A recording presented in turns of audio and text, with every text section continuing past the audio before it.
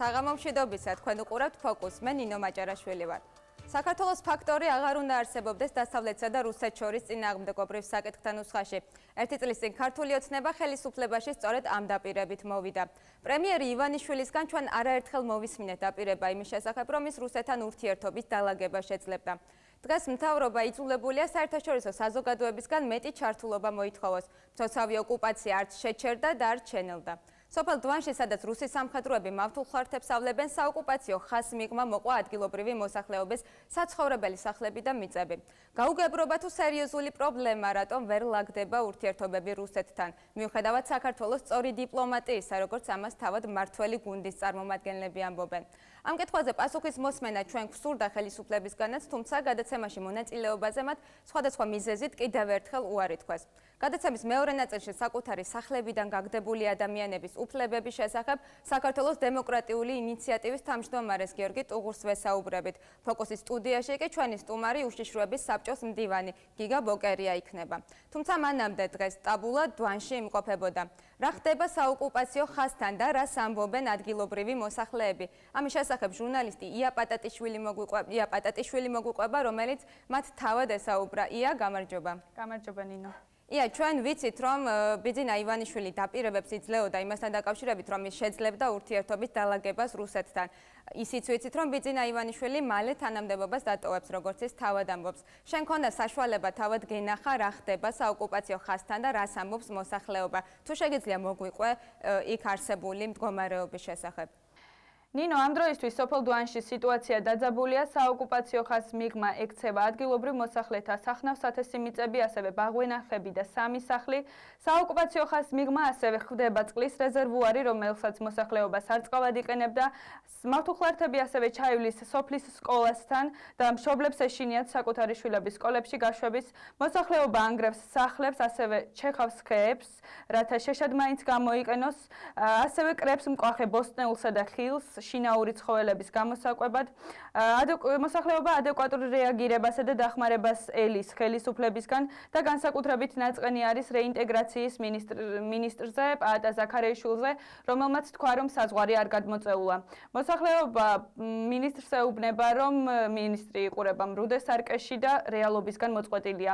ბევრი რომ არ ვისაუბრო, ჩვენ ახლა შეგვიძლია მოვუსმინოთ ადგილობრივ მოსახლეობას. არ ქვას მაშინ იმ ჩვენმა მინისტრმა რა ქვია მაშინ ეს თუ შეცდომა არის ან გასეირნება სხვა მხარეში გვითხრას რომ ესენი გაისეირნებენ 2 თვის განმავლობაში აიკრიფავენ გუდანაბადს და წავლენ მაშინ ამის გარანტია მოგწეს იმ ზაქარეიშვილს ის ეთყობა მრუდე სარკეში იყურება მრუდე სარკეში და ვერ რეალობისგან ძალიან შორს არის მოწყვეტილია ზაქარეიშვილი უნდა ჩამობზანდეს ერთხელ მაინც უნდა ჩამოსულიყო ყოველ შემთხვევაში მინისტრის თანამდებობა უკავია და ანალოგიური საკითხების გადაწყვეტა თავის კომპეტენციაში და თვალებში უნდა შეხედოს თვითონ იმას ვისაც არსებო საშუალება ეკარგება ჰექტარნახევარი ჩემი მიწა დარჩა აგერემ კაცმა 60 ადგილი ახსნა და კიდევ არ ვიცი ყოველ დღიურად ეუბნებიან აქნობამდე და ალბათ ბოლომდე გავლენთ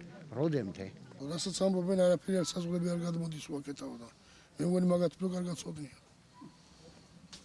მაგაიგანი უფრო კარგად იცით ჩვენ ვართ გიჟები ვანგრენთ ამ სახლებს არანორმალურები ვართ ეს სამი ოჯახი და ვანგრენთ უნდა მოვიდეს თავით თვალით გადახედოს აქაურობას შეიძლება მართლა ვატყუოთ ხო შეიძლება კაცო პარლამენტიდან ვიღაცა უნდა წამოვიდეს ერთ-ერთმა ადამიანმა შეხედოს თავით თვალით დაინახოს კაცო ალბათ თქვენიც არ აჯერავთ იმათ რაღაცას კომენტარი გააკეთოთ თქვენსაც არ დაიჯერებენ ეს ფაქტი ხო უნდა ნახოს თავით თვალით ერთს მაინც არ აინტერესებთ ხო უნდა დაინტერესდეთ ეკლესია არა ეკლესია ჩვენს კერაყობა მეორე სიზახინო სამება გვაქვს სამება უკვე იმათ კერაყობა ვარ როგორც მითი მიტემე რუკიდან დადი ტერიტორია რჩება იქით სოფლის საერთოდ იქნება რომ შემოუარო მე მგონი ერთი 400 ჰექტარზე მეტი იქნება სამთავე ოჯახ შემოგთავაზეს გადმოდი ჩვენსკენაო აგა დაგვიბარე და ჩვენი პოლიციაც იყო აქ მაშინ მაგლაპარაკს ესწრებოდა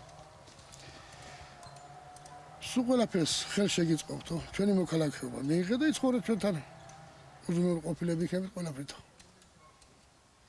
მაშინ თუ დავიწყო დაანგრევა არ გადმოვალ მე ვთხარი არც ერთი არ გადმოვარდა იქიდან. მე არ ვიცი რა იქნება ბოლოს ალბათ ხალხიც და მე ესე მგონია რომ ბევრი შვილსაც წაიყვანს აქედან წავა რა უნდა გააკეთოს აქ. ნახევარ სოფელს გაუნახებდა ნაკვეთები. და რითი აპირებენ ისინი ცხოვრებას თქვენ? არ ვიცი, გათაურები გასაწყვეტებს ჩვენ არ ვიცი რა გავა. წყალი არ გვაქვს არაფერი, წყალი საერთოდ არ მოდის. იქით მოექცა ხომ წყალი? ო, რომელი თავარი რო იყო და რამე იყოს, იქით არის მოყოლი და სათავე იქიდან მოისოსებიდა. შეჩვეულები ვართ, ეგა დაპირებები ესე შეჩვეულები ვართ და ესე ვარ. გეტყვიან ესა და მეორეს მე არაკეთებენ ეგა. ამ დღეებში ახსოვთ, გავა კვირეები, თვეები და შეოგე დავიწყებული ყველაფერი. ხახმა თავით ავტონა მიხედავს. აქ თავრობის იმედი პეტრედობით აღარ არის. ჯერ დაიწყო ახლა ჩვენი ხელით გვანგრეინებენ რომ რაც აქვს აიგე და წაიგეთ. 6 მამული ყვება იმ ამათ ამოსებს. მართლა ბირაღამგლები არიან, მტაცებელი ცხოველები რომ საქართველოსაც წაწებენ ყველაფერს. ხეივანი გვაქვს ისეთი ხეივანი რომ შეგეხედა სასიამოვნო იყო. ის ხო მოვკრიფეთ, წამოვიგე და საცუდარად აკრია ისა ვაზები. რა გავაკეთოთ ამის შემდეგ, რა ვიცი. ვაშლი ატანი. რამდენი მიასწრებია? აგერა პამინდური 15 მიასწრებია. დოქტორ ესე რა ვიცი, აი ვაშლი კი ჩამოვკრიფეთ, მაგრამ მაინც მოვჭერით, რავი, ატმები და ისინი რჩება, რავი. პამიდორიც ნაადრევად. ჯერ არ დამწიფებულა და უკვე ვკრეფავთ და რა ვიცი. ჩვენი მტრები გამოდგენეგენი. რა უნდა მიმოტო მაგათ რუსებს. ჯიშია მოწმეს. არა მოდენა ხალხი. იქიდან დგებიან და სურათებს გვიღებენ ახლა მაღლიდან. თხანაც იმას გვიგდებენ. მასხარად. იცინოდნენ უწევანო რა ვიცი. ფაქტი არ არის კაცო. მა. ჩვენი ნაკვეთები იყო ჯერ ხო ესენი სახლი დამიჭრეს, მე კიდე ხელით ჩემ ხელით ვანგრებ. ქალი ვარ, ქალი. ჩემ ხელით ვანგრებ ჩემ სახსა. რითი უნდა ვიარსებ, რითი ვარჩინო ჩემი მოხუცებული ისე. დედამთინი, მამამთინი, ისე ორი ამათყოფი ის და მაზლი, ის ქმარი. რითი ვარჩინო? 4 შვილი ყავს. სუმეტირება რომ ეს ბაღები იჩეხება და მაგათ ხეში ვარდება. კი, აგერა ეს ნაკვეთები ჩვენი ნაკვეთები ზევით. როგორ არა დავკარგეთ. ხო, სარგებლობდით 2008 წლის აქამდე ჩვენ მაგ ბაღებიდან. ჩვეულებრივ შევდიოდით, გავდიოდით, მოყვავდა მოსავალი და მიქონდა სახში. და ეხლა რა მოხდა? ეხლა ხელიდან გვეცლება ყველაფერი. დღეს და ამის წინ რა იყო, რა ვიცი ახლა. ხო, სარგებლობდით ჩვენი ბაღებიდან. აქამდე ხო იყო ჩაღობილი, აგერ გადაღობილი და ახლა ახლა დღეს არის საინტერესო სალამე ჩამო. შეიძლება იქამდე გადმოვიდნენ. დიდი მადლობა ია, იმედი ვიქონიოთ რომ ადრე თუ გვიან მდგომარეობა გამოსწორდება. გადაცემის მეორე ნაწილში ჩვენ სტუმრებთან ერთად დავბრუნდებით საოკუპაციო ხაზზე მიმდინარე მოვლენებს საქართველოს დემოკრატიული ინიციატივის თავმჯდომარესთან გიორგი ტუღუშთან ერთად შევაფასებთ, ასევე სტუდიაში ჩვენი სტუმარი უშიშროების საბჭოს მდივანი გიგა ბოკერია იქნება, დაგველოდეთ.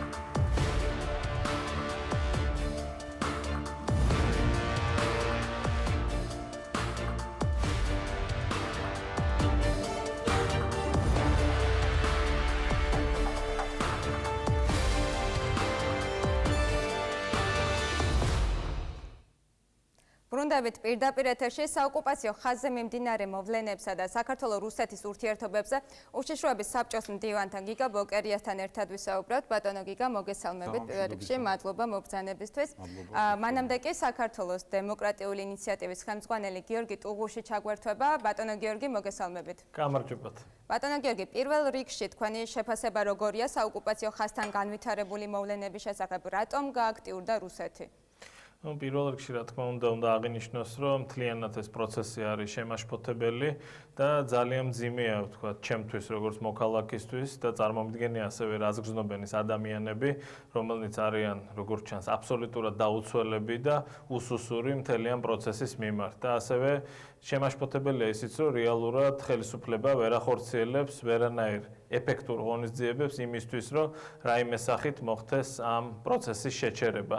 აქ რამდენიმე მიმართულებით შეიძლება რა თქმა უნდა აქტიურად მუშაობა პირველ რიგში საერთაშორისო თანამეგობრობის გამოყენებით, თუმცა ჩვენ ვისმენთ გაუგებარ კომენტარებს, რომლებიც არა მარტო შემაშფოთებელი, ასევე ძალიან ცუდ ტენდენციებზე მიუთითებს. იგივე ჩემთვის ცოტა არ იყოს და მიუღებელია საზღვრის ხსენება. ეს არის საოკუპაციო ზოლი, ხაზი და არა საზღვარი. ჩვენ ყველამ ძალიან კარგად ვიცით თუ სად გადის საქართველოს საზღვრები, ისინი გაცილებით უფრო დაშორებულია საოკუპაციო ზოლისგან, აქ საუბარია იგივე ფსოუზე და როკის გვირაბზე და საერთოდ ზოგადად საუბარი იმაზე, რომ ხდება საზღვრის გადმოწევა, არის მცდალი. აქ საუბარია იმაზე, რომ ხდება ზოგადად საოკუპაციო ზოლის გამაგრება, სხვადასხვა მავთულხართებით და სხვადასხვა ნაგებობებით და პირველ რიგში რა თქმა უნდა აღსანიშნავია ისიც, რომ ფაქტიურად არ მიდის საუბარი იმაზე, თუ რა მდგომარეობაში არიან უფლებრივად ის ადამიანები, რომლებიც ცხოვრობენ სწორედ ამ სწორედ ამაზე მინდა გითხოთ, ჩვენ ვიცით, ხედავთ, რომ მათი უფლებები ირღვევა, მაგრამ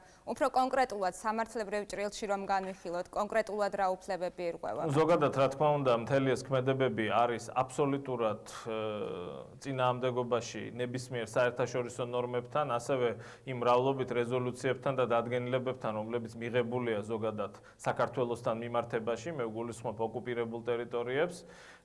მე არ მეგულება არც ერთი საერთაშორისო ორგანიზაცია, რომელმაც არ მოუწოდა ამ შემთხვევაში ოკუპანტებს, რომ ყველაფერი გაეკეთებიათ იმისთვის, რომ დევნილებს მისცემოდათ საშუალება დაბრუნებოდნენ საკუთარ საცხოვრებელ ადგილებს, თუმცა ჩვენ ვიღებთ არა იმას, რომ თქვა შენარჩუნებული იქნას ის მდგომარეობა, რომელიც სამწუხაროდ ომის შედეგად ჩვენ მივიღეთ 2008 წელს, არამედ ვიღებთ გაუარესებას. ამან შეიძლება რა თქმა უნდა ლოგიკურია მოახდინოს დევნილების ახალი ტალღის გენერირება, ვინაიდან ეს ადამიანები რჩებიან სახკარის ასევე რჩენის ყოველგვარი საშუალებების გარეშე, აქ საუბარია მათ ბაღებზე, საძოვრებზე, ზოგან სახლი მოყვა საოკუპაციო ზოლს მიღმა, ზოგან მათი ხეხილი.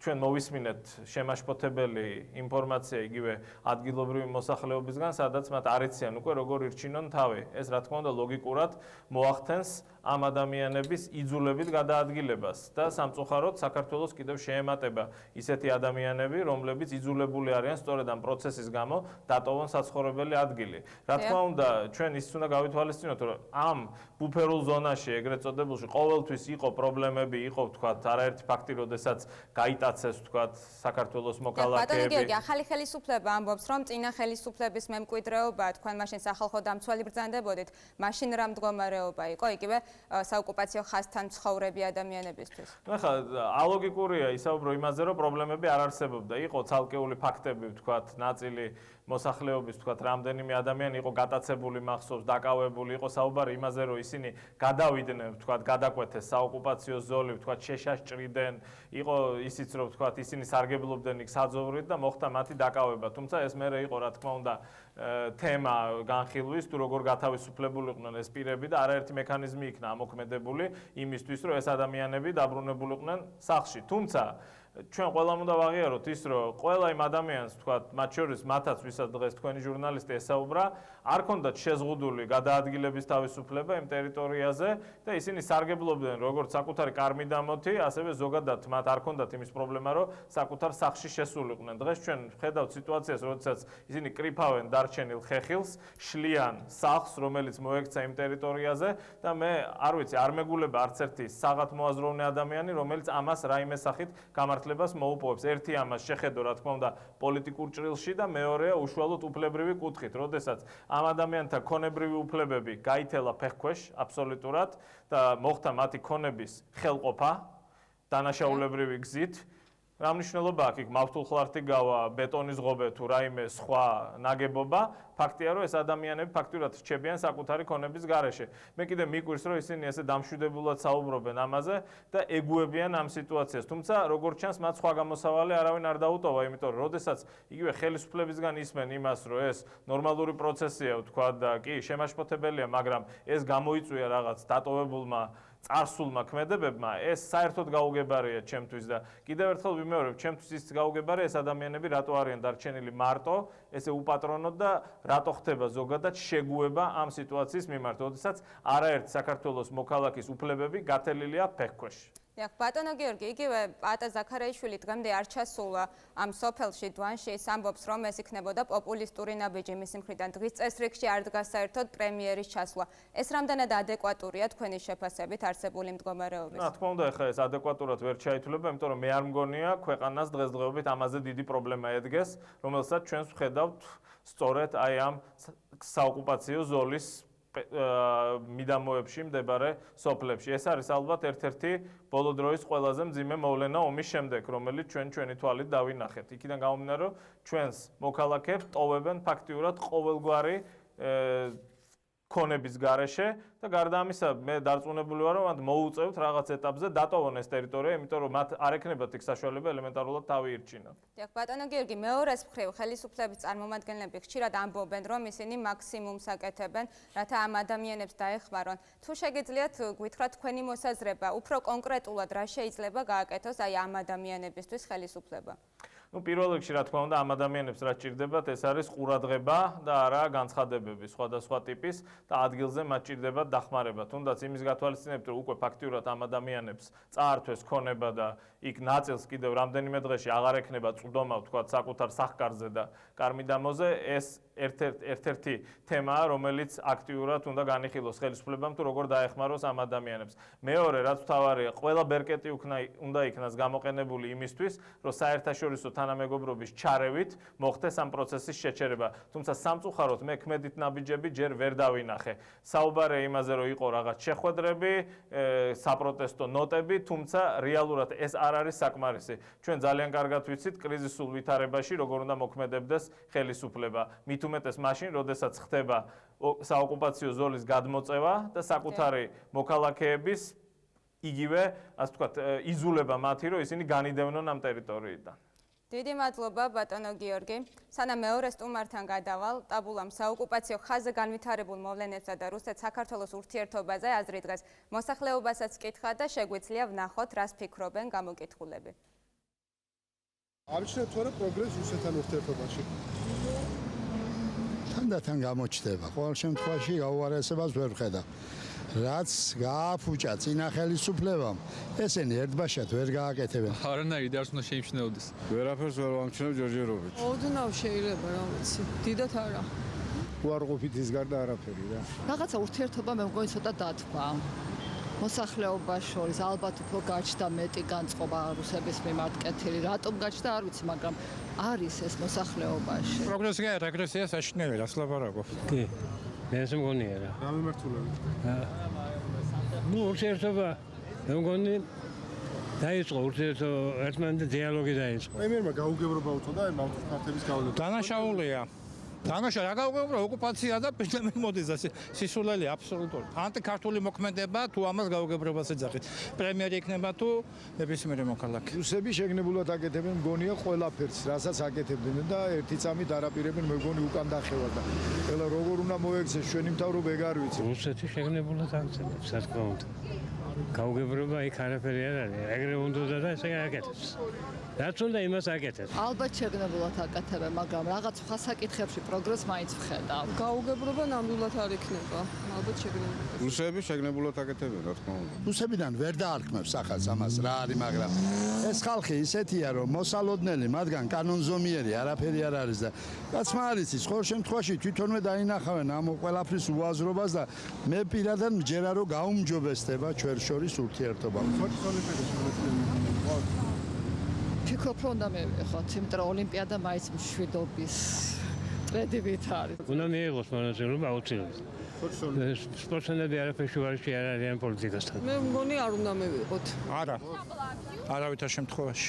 სოჭის ოლიმპიადაში რა თქმა უნდა მივიღოთ მონაწილეობა. ეს არ არის რუსეთის ოლიმპიადა, კაცო, ეს არის მსოფლიო ოლიმპიადა და უნებრივია უნდა მივიღოთ მონაწილეობა, რა თქმა უნდა. თუ ამით ვინმეს დაუმტკიცებთ რომ ჩვენ კიდევ ვარსებობთ და ესეთი კარგი დონის მიღების ისა გვაქვს, რა ქვია, პერსპექტივა, მაშინ კი. სპორტია ეს და პოლიტიკა და სპორტი არ უნდა დაუკავშიროთ ერთმანეთს. იქაც უნდა ვაჯობოთ მაგას. ბრუნდებით სტუდიაში. ბატონო გიგა, პირველ ნაწილში გადაცემის ჩვენ ნახეთ თუ რა ვითარებაა საოკუპაციო ხაზთან. თქვენი აზრით, რას უკავშირდება რუსეთის ესეთი გააქტიურება ახლა იმ ფონზე, როდესაც საქართველოს ხელისუფლება მოწადინებულია მასთან ურთიერთობები დაათბოს? მადლობა კიდევ ერთხელ მოწვევისთვის. მე მგონი ეს საკითხის დასმას ოდნავ არ დავეთანხმები, რას უკავშირდება. ეს პოლიტიკა არსებობდა და გრძელდება. აღსანიშნავი ის არის, რომ ის ილუზიები, კარგ შემთხვევაში ილუზიები, რაც შეიძლება ქონდა ახალი პოლიტიკური გუნდის ნაწილს, ან დიდ ნაწილს, ან შეიძლება საზოგადოების ნაწილს, რომ რაღაც ამ ტიპის რევერანსებით, ან შესუსტებით საერთაშორისო ზეწოლის, ან ისეთი აბსოლუტურად უპასუხისმგებლო და ანტისახელმწიფოებრივი ნაბიჯებით, როგორც იყო რუსეთის ჯაშუშების გაშვება და ასე შემდეგ, ამით მოხდებოდა ჩვენი სტრატეგიული საფრთხეების აცილება, ან თუნდაც შესუსტება, ეს ილუზია დაიმსხვრა სამწუხაროდ ესეთი ტკივილის ფასად, რაც ვიხილეთ ხა თქვენთან ეთერში და მომავალი საფრთხეების ფასად. მაგრამ ამაში არაფერი განსაკუთრებით დასაკავშირებელი რაიმე მყისიერად წარსულში მომხდარ ამბავთან არის. ეს არის სტრატეგიული ხაზი, რომელსაც რუსეთი ატარებდა. ერთადერთი რასაც შეიძლება ეს დაუკავშიროთ, თუმცა იგივე პრემიერი ამას სოჭის ოლიმპიადას უკავშირებს. მანაც მივალ სწორედ ეს შეიძლება იყოს აღმოსავლეთის პარტნიორობა და ვილნიუსის სამიტი. თუმცა მე მგონია, რომ საქართველოს შემთხვევაში, განსხვავებით მოლდოვისგან და უკრაინისგან, საქართველოს პოლიტიკური გადაწყვეტილების პროცესი იმდენად შორს იყო შესული, რომ ყისიერი შემოტრიალების იმედი საქართველოსი არ აქვს. უბრალოდ მიზანმიმართულ ზეწოლას ახორციელებენ. განსაკუთრებით ნახეს რა, რომ ახალი პოლიტიკური გუნდი სამწუხაროდ მზად არ არის, კარგ შემთხვევაში რბილად რო თქვა, ამ ტიპის გამოწვევისთვის. ეს არის მთავარი პრობლემა. ეს სად დაინახეს? ეს გამოჩნდა იმაში, რაც ახლა ეთერშიც ვიხილეთ, აბსოლუტურად არაადეკვატური რეაქციით, განსაკუთრებით პრემიერ-მინისტრის და მისი გუნდის მნიშვნელოვანი ნაწილის. ის განცხადება, რაც ახლა ეგ საზოგადოებასაც პირზე აკერია, ხო, რომ ეს გაუგებრობა. ამ განცხადებასთან ერთად იყო მეორე განცხადება, რაც თქვენ ბრძანეთ, რომელიც მანაც და ბატონო ზურა აბაშიძემაც გააკეთა სპეციალურმა წარმომადგენელმა, რომ შეიძლება ოლიმპიადას უკავშირდება. მე გახდით ასევე რიგაში, სადაც პრემიერის გამოსვლა მოვისმინე, სადაც ეს პრობლემა გაკვრით იყო ნახსენები, მაგრამ იქვე ნათქვამი იყო, რომ ჩვენ ამ პროვოკაციას არ ავყვებით, ჩვენ ვიხილეთ ცოტა ხნის წინ მინისტრის განცხადება, რომელმაც თქვა, მე მგონი იძულებით, რომ რუსები ცდილობენ რომ წამოგვაგონ პროვოკაციაზე, რომ მათთან ვეღარ ვიმეგობროთ. თუმცა გუშინ ევროკავშირის დელეგაციასთან შეხვედრა აი მაგასთან ერთად, ანუ პირველი რაც უნდა ვთქვა, ამ ტიპის რეაქციები ასუსტებს საქართველოს პოზიციებს საერთაშორისო ასპარეზზე. შეუძლებელია ერთი ხელით ასეთ განცხადებებს აკეთებდე და მეორე ხელით მე შეიძლება ჩუმად ან ნახევრად ჩუმად ვიღაც ეუბნებოდი რომ დაგვეხმარეთ აწიეთ პოლიტიკური ფასი რუსეთის მოქმედების მოახდინეთ ზეწოლა რუსეთზე ესეთ რამე არ არსებობს ჩვენ პრემიერს გონია რომ ერთ დედაქალაქში აკეთებულ განცხადება მეორე დედაქალაქში არ იციან ესეთ რამე არ არსებობს ჩვენ ვიხილეთ მაგალითად ლიტვის პრეზიდენტის განცხადება ძალიან სამწუხარო ჩვენთვის სადაც ის ამბობდა რომ ჩვენ ბოლომდე დავიცავთ მოლდოვას უკრაინას საქართველოს როცა კითხეს თქვა რომ კი მაგრამ საქართველოს თვითონ ჩამოყალიბდეს რა უნდა მე პირადად მქონდა ეს გამოცდილება. ამბობდნენ რომ მათ მყარად ქონდათ დაფიქსირებული ქვეყნის საგარეო კურსი და მისი არჩევა. კი ბატონო, ძალიან კარგია რომ რიტორიკაში ბევრჯერ გაისმა ეს მყარად, მაგრამ როდესაც არის კრიზისული ვითარება და ჩვენი დამატებითი ტერიტორიის ოკუპაცია ხდებოდა, წინ გვაქვს კიდევ უფრო დიდი სტრატეგიული საფრთხეები, რაზეც მედიაში, მათ შორის თქვენთანაც იყო საუბარი. მაგისტრალებზეა საუბარი და დღეს უკვე ადამიანების ბედია აქ თუ ლაპარაკობ იმაზე რომ ეს უბრალოდ გაუგებრობაა თუ იძახი რომ ეს პრობლემაა მაგრამ ჩვენო პროვოკაციას არ ავყვებით მეორე ხმით არ შეიძლება რომ თხო უფრო ემოციური არა უფრო მძაფრი რეაქცია შენ პარტნიორს არავინ არ იქნება უფრო პატრიოტი ჩვენი ქვეყნის ვიდრე ჩვენი ქვეყნის მთავრობაა მე ვგულისხმობ გარე მთავრობებს ქვეყნის შიგნით ასეთი პატრიოტი ბევრია მაგრამ გარეთ მე პირადად მქონდა გამოცდილება როდესაც ამ საკითხს ვავდით და ბუნებრივია ამ საკითხს ვავდით ბრიუსელშიც და ვაშინგტონშიც ყველგან თუ რამდენად სახიფათოა ეს პროცესი თუ რამდენად აუცილებელია დღესვე მძაფრი რეაგირება საერთაშორისო თანამეგობრობის და რამოდენიმე შემთხვევაში მე მოვისმინე ეს პასუხი რომ ჩვენ გისმენთ თქვენ ახლა ჩვენ ვართ წარმავალი ხელისუფლება ხო არ ჩვენში დამარცხების შემდეგ მაგრამ ჩვენ ვნახეთ თქვენი პრემიერის განცხადება იმის თაობაზე რომ ეს უბრალოდ გაუგებრობაა ანუ აქ იმპლიკაცია სწორედ ის იყო რომ რატომ მოველით რომ ჩვენ უფრო მძაფრები ვიქნებით ვიდრე თქვენი საკუთარი მთავრობა ამაზეა საუბარი და სხვა შეიძლება ოლიმპიადის ეს აბსოლუტურად აბსურდული ვითომ მიზეზი რაც პრემიერმა ახსენა და ბატონობაში რატოა განსაკუთრებით საგანგაშო რომ ეს არ არის ოფიციალური არგუმენტი რუსეთის ფედერაციის თქვენ კარგად იცით თვითონ ბატონმა აბაშიძემ თქვა რომ რუსეთის ფედერაცია საჯაროდ ამბობს რომ ეს არის ახალი სუვერენული სახელმწიფოები და ისინი იღებენ ეს არის მათი თამაში ხო რომ ჩვენ აქ შევშერავთ ისინი ეს არის ის ჭყალებში არგუმენტი რომელსაც რუსეთის ფედერაციის ბიუროკრატები დიპლომატები ჩუმად ეუნებიან ზოგიერთ ევროპელებს რომ იცით რა ამას ამიტომ ვაკეთებთ ანუ იმდენად აბსურდულია მათი ოფიციალური პოზიცია რომ ამით ცდილობენ რომ შეარბილო ხა ეს არ არის დამაჯერებელი და და ჩვენ გვყავს დღეს მთავრობა, რომელიც საჯაროდ ამ სრულ სისულელეს იმეორებს როგორც შესაძლო დამაჯერებელ არგუმენტს. თქვენ წარმოიდგინეთ, რუსეთის ფედერაციას თავის შიგნით აქვს დაღესტანი და ჩეჩნეთი, სადაც არის უზარმაზარი პრობლემა. ეს პრობლემაა ჩვენთვისაც სხვა შორის ძალადობა და ტერორიზმის საფრთხე, რომელიც იქ არის. ეს არის საფრთხე სოჩის ოლიმპიადისთვის და თუ კი მაინდა-მაინც საუბარია ოკუპირებულ ტერიტორიებზე, ეხლა ვინმე შეჯერა რომ დიცში და დვანში მალთულხარტი დაიცავს, ამხელა ტერიტორია და სოჩის ოლიმპიადამდე იმ ტერიტორიაზე ბერლინის კედლის ფიზიკურად აშენება ვერ მოხერხდება, უამრავი შესაძლებლობა. ეს არის სრული სისულელე და საგანგაშოა, როცა ამას მაღალი თანამდებობის პირები იმეორებენ, როგორც შესაძლო დამაჯერებელ არგუმენტს და იქ დამატებითი არგუმენტებიც მოიყვანა ბატონმა აბაშიძემ, რომ ჩვენი ევროპული პარტნიორები გვეუბნებიან, რომ ეს სხვაგანაც ამყარებენ საზღვარს რუსები, არ ვიცი სადაა ეს საუბარი, პოლონეთთან საზღვარზეა საუბარი თუ უკრაინასთან, არ ვიცი. ეს არის დამოკიდებულება, რომელიც არის საგანგაშო, რომელიც ასუსტებს შეუძლებელია ესეთ ფონზე კამპანიის წარმოება, იმიტომ რომ მართლაც შეიძლება ჩვენს პარტნიორებს შორის ევროპაში იყვნენ ან სკეპტიკოსები, ან სხვადასხვა პოლიტიკური განწყობის ლიდერები, რომლებსაც ან არ სურთ რომ ეს ამ საკითხზე გაამწვავონ ურთიერთობა რუსეთთან. ეს მუდმივი დისკუსიაა მათ შორის ჩვენ პარტნიორებში. ესეთ ცალსახო ხო არ არის პოზიცია. თუ კი შენ საკუთარ მთავრობას ესეთი მზაობა აქვს, რომ ასეთი ბრიყული და სულელური ცრუ არგუმენტები გაიმეოროს და ესე თავს დაუქნევს ნებისმიერ პარტნიორს, რომელიც ეთქვის, რომ იცი რა, ოლიმპიადაა ეს და ამიტომ ნუ გაამწვავოთ. რა თქმა უნდა, სერიოზული საერთაშორისო კამპანიის იმედი არ უნდა გქონდეს. თუმცა თქვენ ახსენეთ პოზიტიური ასპექტები და ამას არ დავმალავ.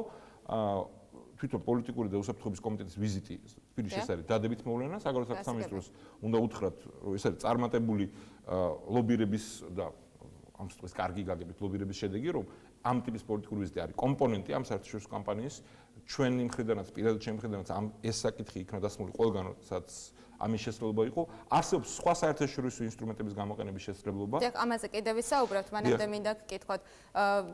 თავად ქართული ოცნება ხელისუფლებაში მოვიდა ამ მანდატით, მე გადაცემის დასაწყისში თქვი, რომ წინა საარჩევნო პროგრამაში ეწერა ის, რომ საქართველო არ უნდა იყოს განხეთქილების საგანი, ასე ვთქვათ, რუსეთსა და დასავლეთს შორის. დღევანდელი გადასახედიდან თუ თვლით თუ არა, რომ შესრულდა ეს დაპირება? ან თუ ასეთი მანდატით მოვიდა ეს გუნდი ხელისუფლებაში, სხვა რა გზა ქონდა მას? სამწუხაროდ ნაწილობრივ შესრულდა და იმედი მაქვს, რომ სრულად არ შესრულდება, იმიტომ რომ ეს იყო ფუნდამენტური შეცდომა. ეს შეცდომა კარგ შემთხვევაში შეცდომა მე სხვა ტიპის განწყობის ადამიანებზე ეხა აქ ვსაუბრობ, ისაც რა სხვა ტიპის განზრახვები აქვს, ასეთებიც არსებობენ. ანუ შენელდა ასე თქვა ყურადღება საქართველოს. არა, ეს ფაქტია სამწუხაროდ.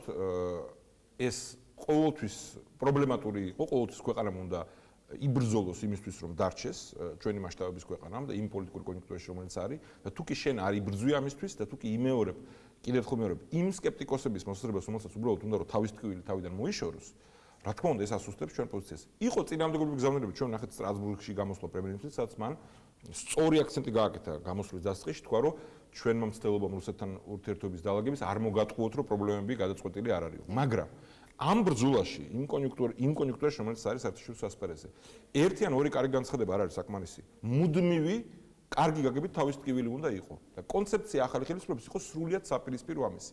ეს როგორი რა ტიპის შეცდომაა, იცით უკეთეს შემთხვევაში, რომ აი იმ მომენტში, როცა ამას იტყვი, შეიძლება რომელიღაც პარტნიორმა თქვას, რომ ვაიმე, ეს რა კარგი ხალხი აღარ გვაწუხებენ. მაგრამ არ უნდა გავუწეს, რომ ეს მოწონება არის მოწონება დავიწყების ხარჯზე. ეს სკეპტიკოსები ვინ არიან ბატონო გიგა თქვენ რომ გვარებს ვერ დავასახელებ, აქ მაგრამ ჩვენ ყველა მიცით, რომ სხვა ქვეყნებში სხვა ვითარება, სხვა პოლიტიკოსები განსხვავდებიან და საერთოდ საერთაშორისო პოლიტიკაში საუკეთესო სტრატეგიულ პარტნიორთან იმართებაშიც კი საჭიროა მუდმივი მუშაობა. ეს არის ბუნება საერთაშორისო პოლიტიკის. ეს არ არის უბრალოდ რაც ადამიანური მეგობრობა. რა თქმა უნდა, არიან ქვეყნები, სადაც განსაკუთრებით მთელი საზოგადოება, ხალხი, პოლიტიკური სპექტრის დიდი ნაწილი არის ფუნდამენტურად საქართველოს მეგობარი და ამისთვის ჩვენ მადლიერები უნდა ვიყოთ ყოველთვის, მაგრამ ამ ქვეყნებშიც კი, მეგობრებშიც კი, ამ სიგნალის გაშვება არის აუცილებელი. კიდევ ერთხელ ვიმეორებ, როგორი მეგობარიც არ უნდა იყოს, თუ მას ესმის ან ბუნდოვანი, ან შერეული გზავნილი, ან ხედავს რომ უნდა რომ ჩვენი მთავრობა იყოს ჭყალებში კარგი ბიჭი და ვიღაც სხვა უნდა იბრძოლოს უფრო აქტიურად ჩვენს ნაცვლად. ეს აბსოლუტურად გამორიცხულია, ეს არის დიდი შეცდომა. რა თქმა უნდა, ამასთან ერთად როცა ისმის იმ ტიპის განცხადებები, როგორც პრემიერ-მინისტრმა გააკეთა ევრაზიულ კავშირზე, ხო? რომ სწავლობ და შეგ ეს ჩვენ გვესმენთ რომ მე კარგია რომ მე უკან დაიხიეს და თქვეს რომ ეს რაღაც სხვა რამეს ნიშნავდა და ჩვენ ნატო და ევროკავშირი არის ჩვენი პრიორიტეტი კი ბატონო კარგი რომ ჯერჯერობით ესეთ განცხადებებს მოყვება ხოლმე მე უკან დახევა და რაღაც სენდვიჩი მოექცევა ხოლმე პრემიერ-მინისტრი იმიტომ რომ მისივე კოალიციაში არის ხალხი ვინც ასე არ ფიქრობს თუმცა არის სამწუხაროდ სხვანაირი ხალხის და გარეთ თავი ოპოზიციური ძალა არის ისეთი რომელიც ამაზე შეუტევს ჯერჯერობით ეს ასეა მაგრამ გარეთ ხო ესეთი მუდმივი მონიტორინგი არ ხდება პრემიერ-მინისტრის განცხადება ამ ასეთი ხმამაღალი ყოველ ვარიანტში ტოვებს, რომ იქ რაღაც ხდება სხვანაირად არის საქმე. ბატონო გიგა, ყურადღების მოდუნებასთან თუ არის კავშირში, ეს თუ უკავშირდება იმას, რომ იგივე ლობისტებს ნაკლები ფული ხარჯება, ნაკლები ყურადღება ექცევა ამას მთავრობისგან. მათ შორის შეიძლება ფულის ოდენობაში არ იყოს საქმე, მე არ მინდა ამ განსჯაში შევიდე, იმიტომ რომ ყველა მთავრობას შეიძლება თავის პრიორიტეტები ქონდეს, სად როგორ დახარჯავს რესურსებს.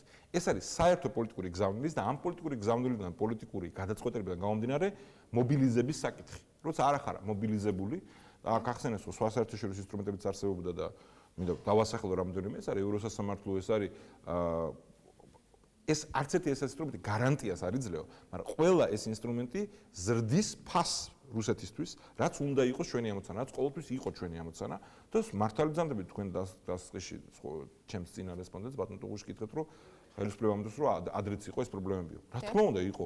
არავინ არ იძახის რომ ოკუპაციო ხასთან გადმოწევის მცდელობები. რა თქმა უნდა იყო კი არა, საჯაროდ იყო და ჩვენი რეაქციაც საჯარო იყო და არა მარტო სიტყვიერი რეაქცია, არამედ ფიზიკური ქმედებაც ადგილზე იყო და ამიტომ შეფერხდა ქმედებაზე საუბრობთ. გულისხმობ ხელის შეშლაზე იმისთვის რომ იქ მომხდარიყო ამ ინფრასტრუქტურის აშენება.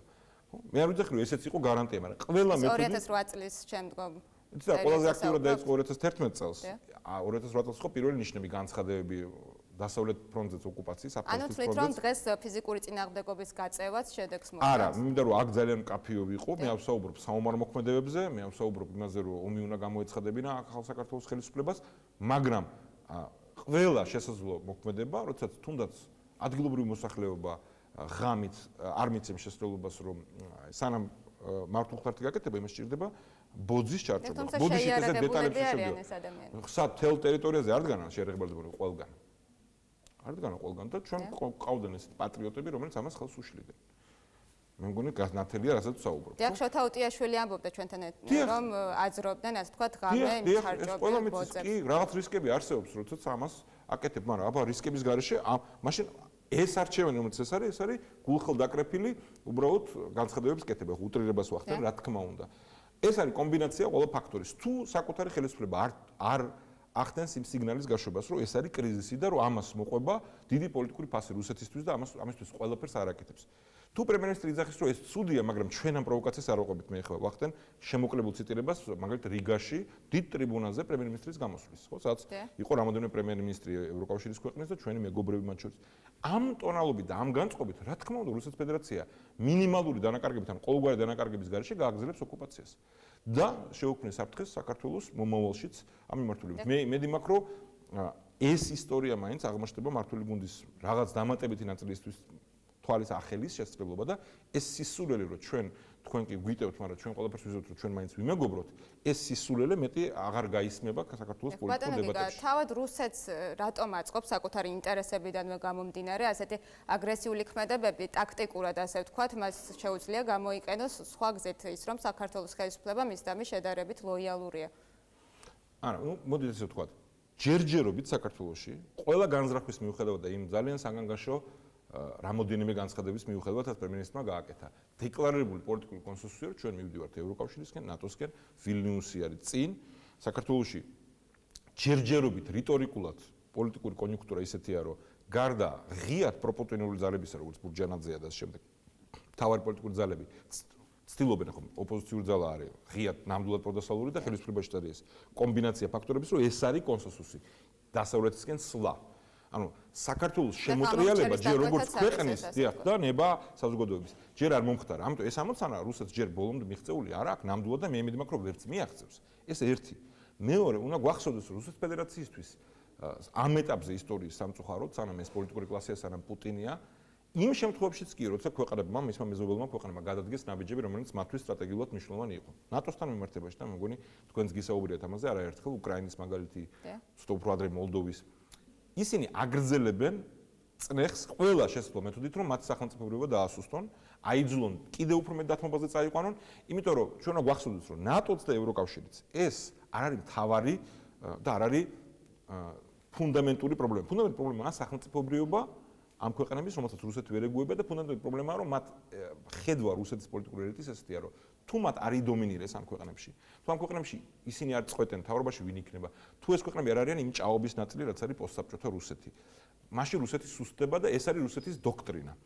ამ დოქტრინის განხორციელებას უშლის ხელს ნატოსში და ევროკავშირში გაწევრიანება. ანუ ჩარევის შესაძლებლობას უზღუდავს. ამიტომ არიან ნატოს წინააღმდეგ თუ შეგახსენებთ რომ უკვე თქვი იმ ქვეყნებს რომელსაც უარი თქვა ნატოზე, მაგრამ იქ არ შეცვლილა ფუნდამენტურად რუსეთის პოლიტიკა, ისეთივე აგრესია როგორც იყო სხვადასხვა ფორმებით და საქართველოს 90-იან წლებში ნატოს საკითხი საერთოდ არ იდგა, როცა პირველი აგრესია გახორციელდა. ამიტომ არავინ არ უნდა მოიტყოს თავი, თუნდაც ამ ცდარი ღირებულებითი არჩევანით, რომ რატომ მივდივართ ნატოში თუ ეს რუსეთს აღიზიანებს. ეს ჩვენ გვესმის ხოლმე, მათ შორის ევროპაში ზოგიერთი სპიკერისგან. ეს რა თქმა უნდა არის კარგ შემთხვევაში პოლიტიკური სიბრიყვე, ცუდ შემთხვევაში გათვლილი, კალკულირებული დასუსტება თავისუფალი სამყაროს გაფართოების. იმიტომ რომ ნატოში და ევროკავშირში არ არის საქმე არის სახელმწიფოებრიობაში და აქედან გამომდინარეა ნატო და ევროკავშირი რუსეთისთვის პრობლემა და სხვა შორის აქედან გამომდინარეა ჩვენთვის სწორედ ლეგიტიმური მიზანი, იმიტომ რომ ეს სივრცე არის სივრცე, სადაც ჩვენი სახელმწიფოებრიობა, ჩვენი პერსონალური თავისუფლება, ჩვენი ეკონომიკური კეთილდღეობა იქნება ბევრად უფრო დაცული. დიახ, ბატონო გიგა, თქვენ საუბრობთ სტრატეგიულ საფრთხეებზე, საუბარია იმაზე, რომ საოკუპაციო ხაზს მიღმა შეიძლება მოექცეს ბაქოს სუფსის ნავთობსადენი, ასევე ელექტროგადამსამი ქართლი 2. თქვენ უშიშროების საბჭოს მდივანი ხართ, თუ არის ხელისუფლება საქმის კურსში ამ საფრთხეების თაობაზე და ჩვენ მქონდა საუბარი უშიშროების საბჭოს ხდომაზე. როგორია მათი პოზიცია, აცნობიერებენ თუ არა ამ საფრთხეს? თუმცა ფიზიკურად ისმოდა ჩვენაზე საუბრობდით, ამაზე ვისაუბრეთ, ასე ვთქვათ, დასამალი არ არის. პირად მე მქონა შესაძლებლობა ამაზე მესაუბრა და რა თქმა უნდა ახალი ხელისუფლების წარმომადგენლებმა ამის შესახებ იციან. რაც შეეხება იმას, რამდენად სერიოზულად იღებენ ამას, რეაგირებენ თუ არა, ამაზე უკვე ვისაუბროთ. მე ვთვლი, რომ მათი რეაქცია არ არის ადეკვატური. მე იმედი მაქვს, რომ მომავალში ეს რეაქცია გახდება ადეკვატური. ენერგეტიკის ministris მოადგილე ამბობს, რომ ორჭოსანთან უკვე არის ამ მილის 500 მეტრიანი მონაკვეთი მოყოლილი წინა ხელისუფლების დროს, ასე თქვა 2008 წლის შემდეგ. საოკუპაციო ხაზს მიღმა. არა, რა შეიძლება, იქ ჯარი დგას თუ მართულხლართი არის. ჯერ იქამდე არ მისულა ეს პროცესი და იმედი მაქვს, რომ არც მივა, ხო? ანუ და მეორეს ერთი თუ კი სადმე უკვე არსებობს მონაკვეთი, სადაც ფიზიკურად საოკუპაციო ძალების კონტროლის ქვეშ არის. ეს და ჩვენ მონაცემით არ არის ეს უბრალოდ ენერგეტიკის სამინისტროს. ჩვენ არ მქონი არასდროს ეს მონაცემი იქამდე, თუ ეს მოხდა ისე სწრაფად და შეუმჩნევლად, ძალიან ცუდი. სწორედ ამისთვის არის ხელისუფლების კურსი და მით უმეტეს თუ ეს მოხდა და ხმაურიც არ აუტეხილათ ამაზე, ეს კიდევ ერთხელ მეტყველებს იმაზე, რომ ის ფუნდამენტური მიდგომა, რაც ახალ გუნდს აქვს, არის ძალიან მცდარი და ჩვენი ეროვნული ინტერესებისთვის საზიანო. ეს არის მთლიანად კონცეპტუალურად კარგ შემთხვევაში უაღრესად გულუბრყვილო და არასერიოზული მიდგომა, რომელიც დაიწყო იმით, რაც თქვენ ბრძანეთ, აი ამ კონცეფციით, რომ მოდი აღარ ვიყოთ არავისთვის თავის ტკივილი და ვიცხოვროთ მეგობრულად რუსეთის ფედერაციასთან, რომლის ამოცანებით სტრატეგიულად არ ემთხვევა ჩვენი ქვეყნის და ჩვენი საზოგადოების არჩევანს. დიახ, ბატონო გიგა, ცოტა თემას რო გავცდეთ და უფრო ფართოდ მიმოვიხილოთ, დღეს გავიდა არჩევნებიდან 1 წელი, როგორ შეაფასებთ მთლიანობაში, არა მხოლოდ საგარეო პოლიტიკის მიმართულებით, იგივე ახალი ხელისუფლების ნამოქმედას, ასე ვთქვათ, რაც მან ამ 1 წლის განმავლობაში გააკეთა და მეორეს მხრივ ნაციონალური მოძრაობა რა მდგომარეობაშია დღეს მარცხიდან 1 წლის შემდეგ. მოკლედ მოგახსენებთ, იმიტომ რომ მე ამ თემაზე ფრთად ავსაუბრობ ხოლმე. დავწყოთ ხელისუფლებით. მე მგონი არ არის მოულოდნელი ის შეფასება, რომელიც მაქვს მე და რომელიც რაც რო გადის აქვს სულ უფრო დიდ ნაწილს საზოგადოების, რომ პირველი წელი ფუნდამენტური მიმართულებებით ახალი გუნდისა იყო მთლიანად წარუმატებელი. ეს ეხება უსაფრთხოების პოლიტიკას, რაზეც ნაწილობრივ ვისაუბრეთ, მაგრამ ეს ბევრად უფრო ფართო თემაა და ამას შედის ის კატასტროფული ნაბიჯები, რაც ქვია რუსეთის ჯაშუშობაში ბრალდებული ადამიანების საქმის შესწავლის გარეშე გამოშვება და გამოშვება ისე, რომ დაგვაუწყდა ხალხი, რომელიც სრულბრალდებებით ზის რუსეთის ციხეში, რაც აბსოლუტურად ლეგიტიმური ინსტრუმენტია, რომ შენი მოქალაქეები გამოიხსნა. ეს ერთი მაგალითია, გაგრძელებული ყველა იმ სიგნალით და იმ ასე ვთქვათ, ნაბიჯით, რომელიც ასუსტებდა ჩვენ უსაფრთხოებას მრავალი მიმართულებით, ამას შედის სხვა შორის პოლიტიკა ქვეყნის შიგნით უმცირესობების მიმართ. რა თქმა უნდა, ეს არ არის მხოლოდ უსაფრთხოების საკითხი, ეს პირველ რიგში ღირებულებით და მორალური საკითხი, მაგრამ ამას აქვს უსაფრთხოების ასპექტი ძალიან სერიოზული. ამით დაწყებული, ეთნიკური უმცირესობების, ყველა სექსუალური, ეთნიკური თუ რელიგიური უმცირესობის, ეს არის ის ნაბიჯი, რომელიც საქართველოს ასუსტებს. გარდა იმისა, რომ ღირებულებით და მორალურად უზნეო და სამარცხვინოა.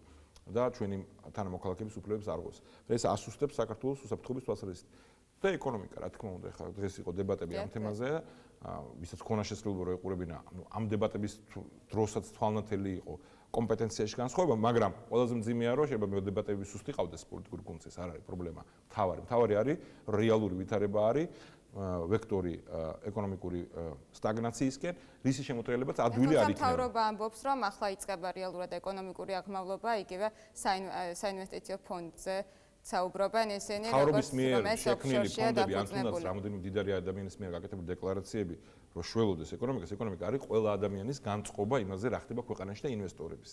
და რამდენად ხელს უშლის მათ ამ თავისუფალ ეკონომიკურ ცხოვრებაში მთავრობა საკუთარი არაადეკვატური ჩარევით, ან მოლოდინებით, ან განწყობით. ამ თვალსაზრისით კატასტროფული ნაბიჯები გადაიდგა საინვესტიციო კლიმატის თვალსაზრისით, მიწის საკუთრებასთან დაკავშირებით, ის მოლოდინები, რაც იყო, თავისთავად იყო საზიანო და შემდეგ როგორც გამყარდა ეს მოლოდინები და რა ტიპის გაურკვევლობაც და რა ტიპის აბსოლუტურად აგრესიული ბიზნესის და მეწარმეების საწინააღმდეგო სიგნალების იქნა გაშვებული ახალი ხელისუფლების მიერ, კანონმდებლობაში თუ სხვა პოლიტიკურ განცხადებებში ამ ყველაფერმა მოგვიტანა ის შედეგი, რომ მივდივართ ბიზნესის მიმართ გავს დამოკიდებულებაში თქვენს ხშირად გადანაშაულები თქვენს ხელისუფლებას განსაკუთრებით პროკურატურას. ამით შეგვიძლია მეორე თემაზე გადავიდეთ, მსგავსი არა.